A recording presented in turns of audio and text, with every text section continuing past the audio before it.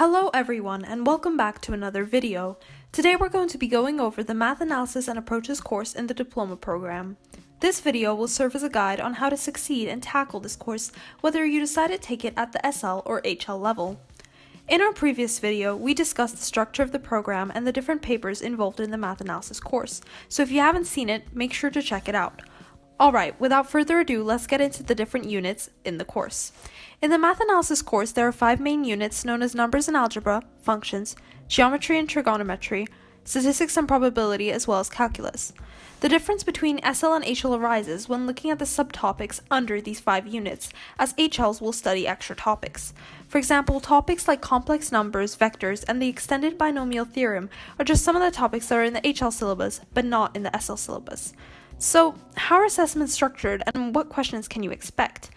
In Paper 1 for both SL and HL, the questions are non-calculator and focus heavily on conceptual understanding, meaning although the numbers used will be quite simple, so no extremely long decimals, the process of answering will require analytical thinking. Paper 2, on the other hand, requires a calculator, so it will include long and complicated numbers. However, the questions can be solved through the use of both conceptual understanding and calculator skills. For HL, Paper 3 consists of 2 extremely long questions, in which the students need to employ their knowledge as well as investigative skills in order to solve it. They are usually provided with a few blank pieces of paper on the side in order to write down the work. Now, moving on to the IA. The IA for math is a compulsory investigative paper worth 20% of your grade. How it works is that you choose your own topic and write 10 to 12 pages, excluding your bibliography, ensuring it has double-line spacing, and you have to abide by the 5 criteria. So let's go through them. The first criterion in question is criterion A, where you can be awarded a maximum of 4 points. Anyway, this is the criterion that deals with presentation. Your work has to be coherent, well-organized, and concise according to the IB subject guide if you want to score full points. What they mean by coherent is that you need clear headings with an introduction, body, and conclusion, clearly showing the link between the sections you create.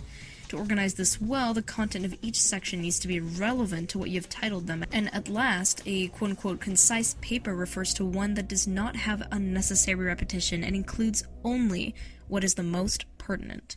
As for criterion B, this refers to mathematical communication. To do best in this one, and also score 4 marks, you need to use various methods of representation. So dabble in diagrams, formulae, charts, etc.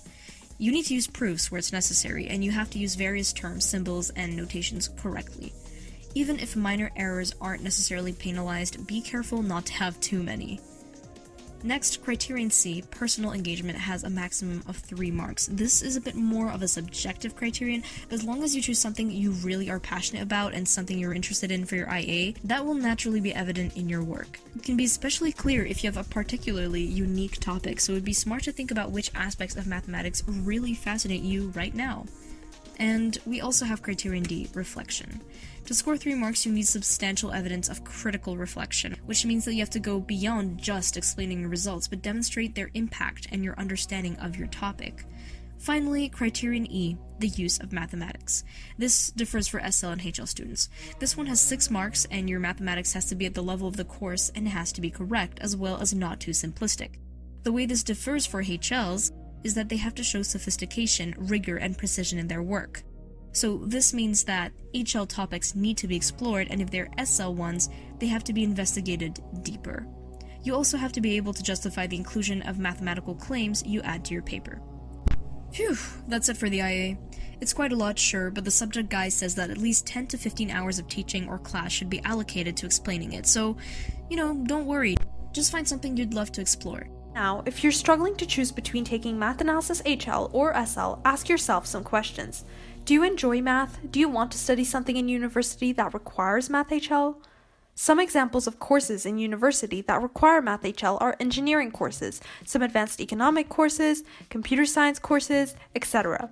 Math Analysis SL is a good choice for people who want to go into biosciences, medicine, or pharmaceutical studies. If you're more interested in the humanities or the arts, you're able to take whatever math course you like, as there are usually no math requirements. Some resources that we recommend in studying for the Math Analysis course are Revision Village, the IB Official Question Bank, past papers online, and the IBO Reddit page, which compiles plenty of free resources. Anyway, That's all from us for now, and thank you for checking out our video. Make sure to like and subscribe for future subject guides. Goodbye!